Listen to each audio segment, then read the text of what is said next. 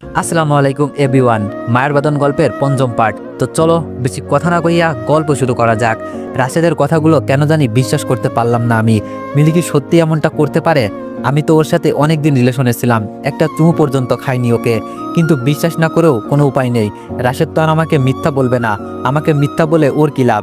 তাছাড়া ছবিগুলো তো মিথ্যা হতে পারে না। আর সে কি করে হাসানের সাথে এমন কাজ করলো? মিলি কি নিজ থেকেই এমন কাজ করেছে নাকি হাসান তাকে বাধ্য করেছে? সবশেষে তো কাজটা সে করেছে, এটাই সত্য।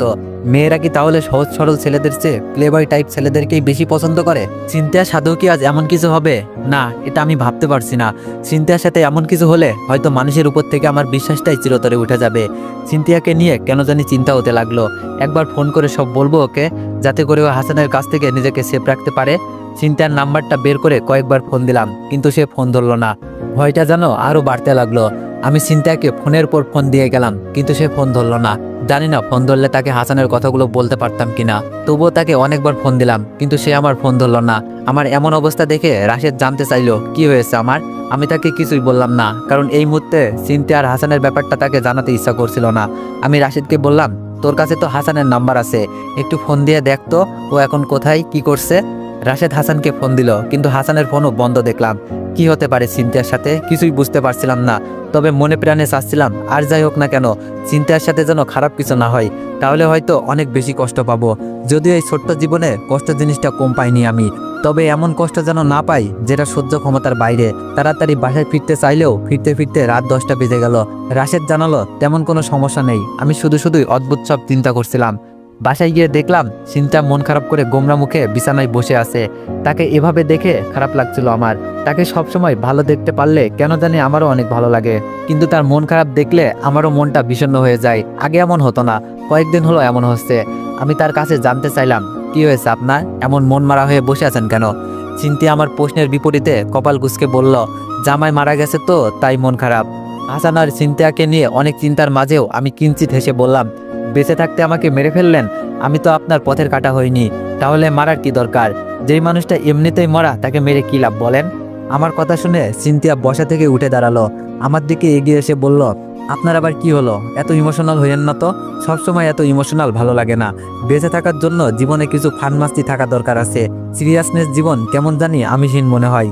চিন্তার এমন কথা বলার আগাগোড়া খুঁজে পেলাম না।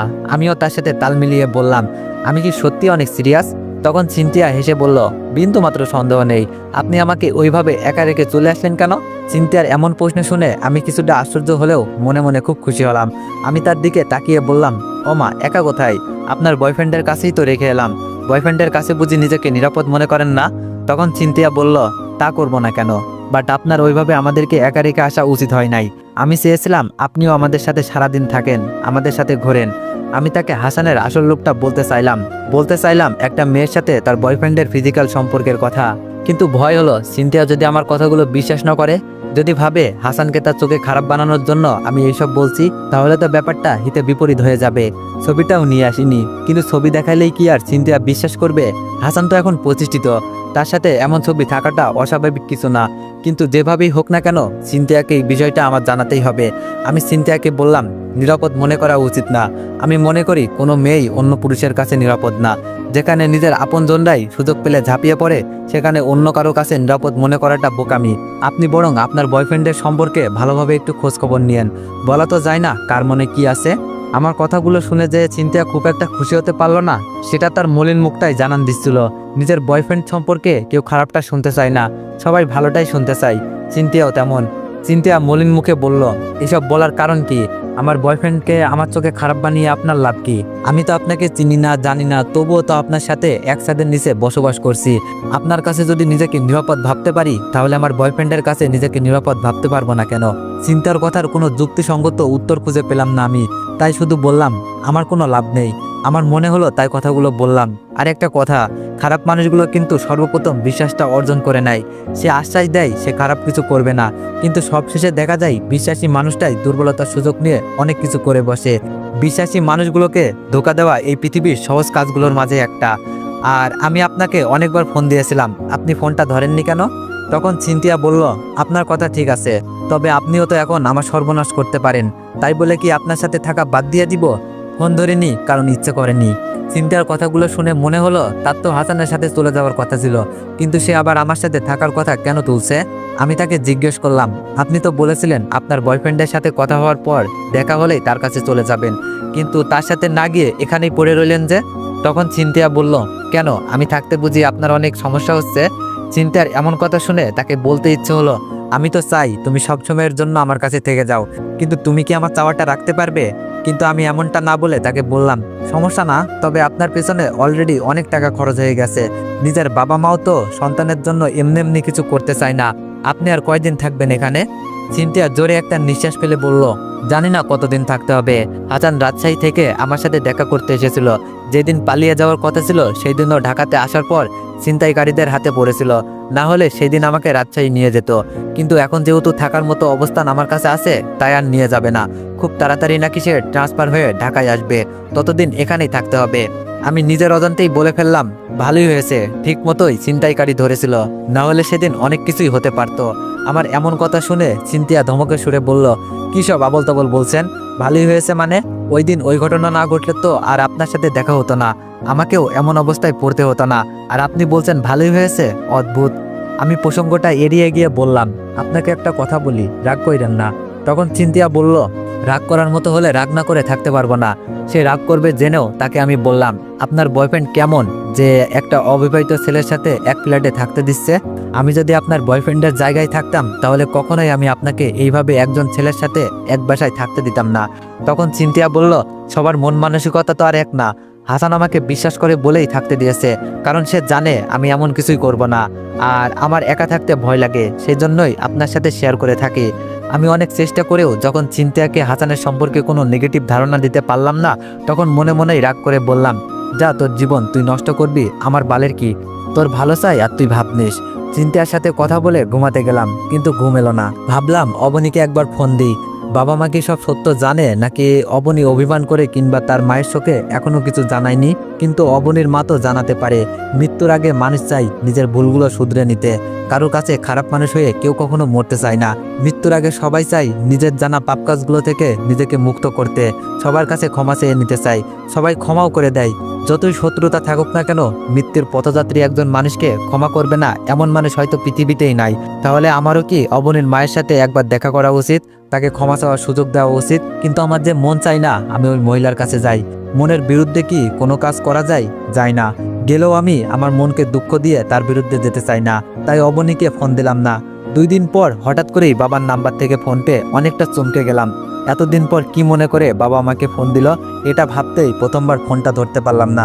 পরের বার যখন ফোন দিল তখন আর না ধরে থাকতে পারলাম না। তবে তাদের উপর আমার অনেক অভিমান জমা হয়ে আছে। জানি না এই অভিমানগুলো তারা ভাঙাতে পারবে, নাকি আমি নিজেই পাহাড় সমান অভিমানগুলোর কাছে হার মানব। ফোন ধরার পরেই বাবা যে কথাটা বললেন সেটা হলো, তুমি বাসায় চলে আসো, তোমার বোনের বিয়ে হয়ে গেছে। তোমার সম্পর্কে আমরাও সবটা জানতে পেরেছি। অনেকেই জানতে পেরেছে তুমি কাজটা করনি। যে তোমাকে এভাবে লাঞ্ছিত করেছিল, আল্লাহ তাকে তার পাপের শাস্তি দিয়েছে। তুমি বাসায় চলে আসো, তোমার মা তোমার জন্য অপেক্ষা করছে। বাবার কথাগুলো কেন জানি আমার ভিতরটাতে জায়গা করে নিতে পারলো না। সেই জন্যই হয়তো আমার পাহাড় সমান অভিমানগুলো বলে উঠল। আপনি তো বলেছিলেন যদি 1 বছরের মধ্যে বেঁচে থাকার মতো কোনো কিছু করতে না পারি তাহলে যেন আপনার কাছে চলে আসি। কিন্তু আফসোসের বিষয়, আপনার কথাটা মিথ্যা প্রমাণ করে আমি নিজেই বেঁচে থাকার মতো একটা অবস্থান তৈরি করেছি। এখন আমি আপনাকে ছাড়াই বেঁচে থাকতে পারবো। এখন কি আপনার কাছে যাওয়ার কোনো দরকার আছে? আমার তো মনে হয় না। আমার কথাগুলো শুনে বাবা প্রচণ্ড রাগ করলেন, ধমক দিয়ে বললেন, বেয়াদব ছেলে। কথাটা বলেই তিনি ফোনটা রেখে দিলেন। বাবা ফোন রেখে দেওয়ার পর আমারও কেন জানি খারাপ লাগলো। এভাবে না বললেও পারতাম। নিজের উপর নিজেরই রাগ হতে লাগলো। রাগটা কারোর উপর ঝাড়তে হবে। বাবার সাথে এত খারাপ ব্যবহার করেছি, এটা মনে রাখতে চাই না আমি। এর জন্য কারোর সাথে আমার ঝগড়া করতে হবে, খারাপ ব্যবহার করতে হবে, বকা দিতে হবে। কিন্তু কাকে দিব? মিলিকে দেওয়া যায়। এই মেয়েটা আমাকে অনেক মিথ্যা বলেছে। আজকে সবকিছু শোধ তুলবো আমি মিলিকে ফোন দিব বলে বিছানা থেকে উঠে বারান্দায় গেলাম। ঠিক তখনই অবনীর ফোন পেলাম। বাট এই মুহূর্তে আমার অবনীর সাথে কথা বলার ইচ্ছা করছে না। অবনীর ফোন কেটে দিয়ে যে আমি মিলিকে ফোন দিব সেই সুযোগটাও অবনী আমাকে দিচ্ছে না। ফোন কেটে দেওয়ার পরেও সে বারবার ফোন দিচ্ছে। আমি একরাশ বিরক্ত নিয়েই অবনীর ফোনটা ধরলাম আর রাগান্বিত কণ্ঠে ধমক দিয়ে বললাম, তোমার সমস্যা কোথায়? বারবার কেটে দেওয়ার পরেও কেন এত ফোন দিচ্ছ? মানুষের সমস্যা থাকতে পারে না? আর আমি তো তোমাকে বলেছি আমি তোমার বাসায় যেতে পারবো না। আমি তোমার মাকে সেই দিন থেকেই অনেক ঘৃণা করি, যেই দিন সে আমার উপর মিথ্যা অপবাদ চাপিয়ে দিয়েছিল। সে মৃত্যুর পথযাত্রী বলে আমি তার কাছে যাব, সে আমার কাছে ক্ষমা চাইবে আর আমি তাকে ক্ষমা করে দিব, এতটা ভালো মানুষ আমি না। আমি এখনো ওই দিনটার কথা ভুলিনি, যেদিন তুমি আর তোমার মা আমাকে অপমান করে বাসা থেকে বের করে দিয়েছিলে। তুমি আমাকে অন্তত এই রিকোয়েস্টটা করো না, করলেও আমি রাখবো না। সত্যি বলছি, আমি তোমার মাকে মন থেকে ঘৃণা করি। সে বেঁচে থাকতেও ঘৃণা করব, মরে গেলেও করব। তার প্রতি আমার ঘৃণাটা বিন্দু মাত্র কমবে না, কখনো না, কোনোদিনও না। আমার কথাগুলো শুনে যে অবনীর ভিতরটাতে আঘাত করলো, ক্ষত বিক্ষত করলো, সেটা আমি বুঝতে পারলাম। সেজন্যই হয়তো অবনী বিষণ্ণ কণ্ঠে আমাকে বলল, স্যার, মানুষ তো ভুল করলে স্বয়ং আল্লাহও তাকে ক্ষমা করে দেন। সে যদি মন থেকে আল্লাহর কাছে ক্ষমা চায়, আপনাকে যে মিথ্যা অপবাদ দিয়েছিল তার শাস্তি হিসাবে সে এমন একটা রোগে আক্রান্ত হয়েছে যে বেঁচে থাকতেও নরক যন্ত্রণা ভোগ করতে হচ্ছে তাকে। তার কাছে কেউ যেতে চায় না, তাকে সবাই দূর থেকেই দেখে চলে যায়। আল্লাহ তাকে এই পাপে শাস্তি দিয়েছে। সে মরার আগে একটা বার আপনার সাথে দেখা করতে চাই, কথা বলতে চাই, আপনার 2 হাত ধরে ক্ষমা চাইতে চাই। আপনি কি তাকে সেই সুযোগটা দিবেন না? আপনি তো এতটা নিষ্ঠুর কখনোই ছিলেন না। আমার মায়ের বেলায় কেন তাহলে এত নিষ্ঠুর হচ্ছেন? একবার ভিতরটাতে প্রশ্ন করুন, আপনি কি কাজটা ঠিক করছেন? অবনীর কথা শুনে আমার প্রচণ্ড রাগ হলো। রাগে গড়গড় করতে করতে আমি বললাম, তুমি হয়তো এটাও জানো না, পৃথিবীর সব ভুলের ক্ষমা হয় না। তোমার মায়ের খালাতো ভাইয়ের মান মর্যাদা অনেক উপরে, তার পরিবারের সমাজে অনেক কদর আছে, এলাকার সবাই তাদেরকে সম্মান করে, কেউ তাদের সম্পর্কে কখনো খারাপ বলতে পারেনি। তাই তোমার মা চায়নি তার কারণে পুরো পরিবারটা সবার কাছে হাসির পাত্র হোক। তোমার মা নিজের মান সম্মানটা নিয়ে কখনোই ভাবেনি, কারণ তোমাদের তেমন কেউ ছিল না যারা তোমার মায়ের এমন কাজে অপমান বোধ করবে। তোমার মা তার আপনজনদের সম্মানটা নিয়ে ভাবলো, তাদের পরিবার নিয়ে ভাবলো, কিন্তু সে একটাবার ভাবেনি আমারও মান সম্মান আছে, আমারও পরিবার আছে, তারাও অপমানিত হতে পারে। তার আপনজনদের অপমান যাতে না হয় সেই জন্য তোমার মা এমনটা করেছে। আমি অনেকটা পরে হলেও বুঝতে পেরেছি, অন্য কারোর সাথে কুকর্ম করার পর সেটা আমার উপর দিয়ে চালিয়ে দিয়েছে। এটাকে তুমি ক্ষমা করতে বলো? এটা ক্ষমা করার মতো কোনো কাজ না। দুনিয়ার সবাই পারলেও আমি পারবো না। আমার এমন কথা শুনে অবনী কেঁদে দিল, কাঁদতে কাঁদতে বলল, স্যার, পৃথিবীর কোনো মেয়ে কি নিজের মায়ের সম্পর্কে এমন কিছু শুনতে পছন্দ করবে? তার ভালো লাগবে? আমি তো এইসব জানি, তাহলে কেন শুধু শুধু আমাকে মনে করিয়ে দিচ্ছেন আমার মা একজন খারাপ মানুষ, অন্য একজন ছেলের সাথে পরকীয়ায় লিপ্ত ছিল? হাজার খারাপ হলেও তো সে আমার মা, আমি তার খারাপটা শুনতে পারি না। মরার আগে তার একটা ইচ্ছা, আপনার সাথে কথা বলবে সে। মেয়ে হিসাবে তো একজন মায়ের জন্য এটা করতেই পারি, হোক না সে খারাপ, তবুও তো আমার মা। আমার জায়গায় আপনি থাকলে কি করতেন বলেন?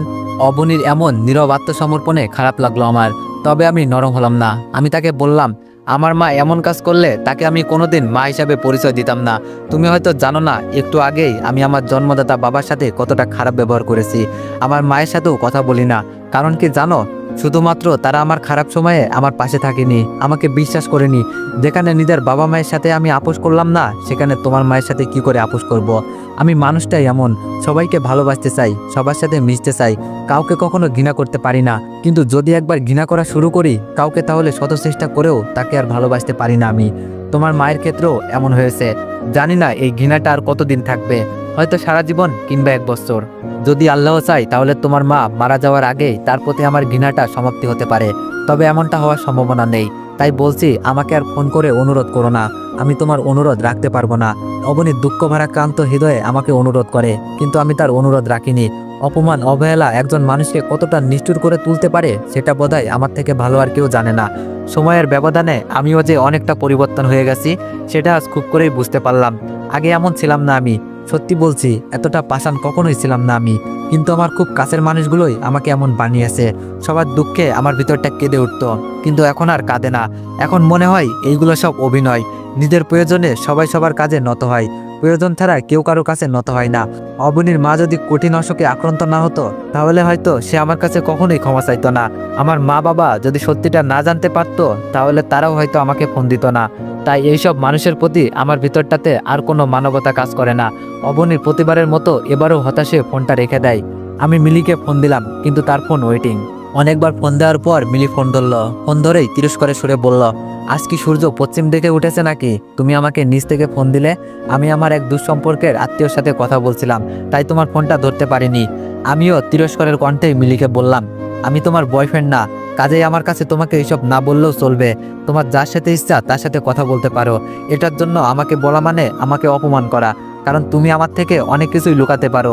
জীবনের সবচেয়ে বড় অপরাধটা তুমি আমার কাছ থেকে হাইড করেছো। আমার কথা শুনে মিলি অনেকটা বিস্ময় প্রকাশ করে বলল, কি বলতে চাচ্ছ তুমি? সরাসরি বলো। আমি তোমার কাছ থেকে কিছুই লুকাইনি। আমি এখন আমার এক খালার সাথে কথা বলছিলাম, এটাই সত্য।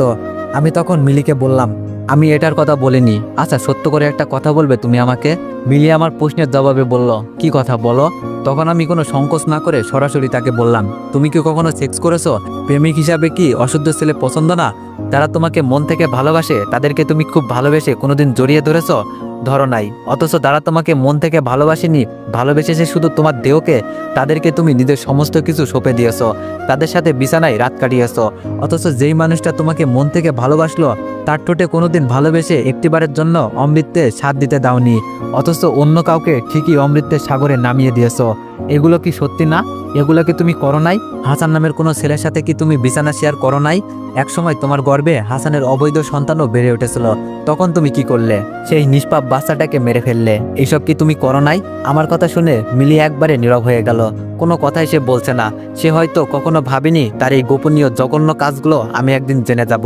প্রায় 2 মিনিট হয়ে যাওয়ার পরেও যখন সে কোনো কথা বলে না, তখন আমি বললাম, কি হলো, খুব অবাক হলে তাই না? আমিও অবাক হয়েছিলাম যখন তোমার সম্পর্কে এইসব কিছু শুনেছিলাম। আমি বিশ্বাস করছিলাম না, কিন্তু যখন তোমার খুব কাছে অন্য একজন ছেলেকে দেখলাম, তখন আর বিশ্বাস না করে থাকতে পারিনি। বিশ্বাস করো, তোমাকে হাসানের যতটা কাছে দেখেছি, ততটা কাছে আমিও মনে হয় কখনো যাইনি। এতটাই শ্রদ্ধা করতাম তোমাকে। তুমি মনে হয় এইসব শ্রদ্ধা থেকে নিজেকে সেক্সুয়াল সুখটাকেই বড় করে দেখেছিলে। কেন করলে আমার সাথে এমন মিথ্যা অভিনয়? শুধুমাত্র আমার ভালোবাসা পাওয়ার জন্য, তাই তো? কিন্তু তুমি কি জানো, এইসব জানার পরে তোমার জন্য আমার মনে ভালোবাসা তো দূরের কথা, তোমাকে ঘৃণা করতেও আমার নিজেকে অনেক ছোট মনে হয়। আমার লজ্জা হয় আমি তোমার মতো একটা মেয়েকে ভালোবেসেছিলাম। আমি কিছু না করেও তোমার কাছ থেকে চরিত্রহীনের অপবাদ পেয়েছিলাম, তবুও আমি চুপ করেছিলাম। কিন্তু তুমি এরকম একটা কাজ করার পর সেটা চাপিয়ে রেখে নিজেকে দুধে ধোয়া তুলসী পাতা মনে করতে। কিন্তু জানো কি, সত্য কখনো চাপা থাকে না, দেরিতে হলেও মানুষের সামনে আসে। হাসান খুব একটা ভালো ছেলে না। খোঁজখবর নিয়ে দেখো তোমার সাথে ফিজিক্যাল রিলেশন করার ভিডিওটা তার কাছে আছে নাকি। প্লেবয়রা এরকম করে, হয়তো এখন জানতে পারবে না, কিন্তু পরে ঠিকই জানতে পারবে। কিংবা কে জানে, তোমার সুন্দর ভিডিওটা একদিন ভাইরাল হয়ে যাবে। আমার কথা শুনে মিলি ওপর পাশ থেকে খুব কাঁদতে থাকে, কিন্তু ততক্ষণে আমি ফোনটা রেখে দিয়েছি, কারণ আমার যা বলার ছিল তা আমি মিলিকে বলে দিয়েছি। এখন নিজেকে কিছুটা হলেও হালকা মনে হচ্ছে। পেছনে তাকাতেই দেখি সিনথিয়া আমার দিকে তাকিয়ে আছে। এত রাতেও মেয়েটা জেগে আছে। আমার বিশ্বাস হলো না। তাহলে কি সিনথিয়া আমার সব কথা শুনে ফেলেছে? মিলিকে হাসান সম্পর্কে যা বললাম সব কি সিনথিয়া শুনে ফেলেছে?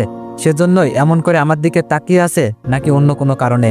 তো এভরিওয়ান, তোমরা কালকে অনেকেই রাগ করছো ভিডিও কেন আপলোড দিই নাই। তো তোমাদেরকে আবারও বলতেছি, আমি তো অনেক আগেই বলছিলাম যে শুক্রবারের দিনটা আমার ছুটি লাগবে, তার জন্য আমি শুক্রবারে ভিডিও আপলোড দিই নাই। তো আবারও বলে দিচ্ছি আপনাদের, শুক্রবারে কোনো ভিডিও আপলোড হবে না, আর প্রতিদিনই ভিডিও আপলোড হবে। তো তোমরা নেক্সট পার্টের জন্য অপেক্ষা করো। ধন্যবাদ।